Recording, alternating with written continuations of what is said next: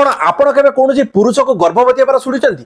विज्ञान अनुसार यह तो संपूर्ण असंभव अटे, किंतु महाभारत रे एक एपरी कहानी सुनिबा को मिले जेउथरे जने राजा स्वयं एक पुत्र संतान को जन्म देइथले। एहा सह शिशु माने कोन पई भोक समय तांकर आंगुठी को पाटिरे पुरै थांती, जहार रहस्य मध्ये एई कहानी सहित जड़ित। कहानी आरंभ सेबे होइतला जेबे इक्ष्वाकु वंशर शक्तिशाली राजा राजा जुवनाश्व तांकर कोनोसी संतान नथिबा को नै सर्वदा चिंतित रहउथले। आ तांकर राजवंशर उत्तराधिकारी पई से ऋषि मानकर परामर्श नै थरे पुत्रेष्टि यज्ञ करथिले एवं एई यज्ञ समाप्त होबा परे ऋषि मानक द्वारा एक अभिमंत्रित जल प्रस्तुत करा जायतला। आ एई जल को पान करिया मात्रे रानी गर्भवती हेबे बोली ऋषिंकर निर्देश मध्ये थला। आ सेई जल को यज्ञ वेदी रे रखा जायतला, जाहाकु रानी सकाळर सूर्य उदय परे पान करिया पई ऋषिंकर आज्ञा थला।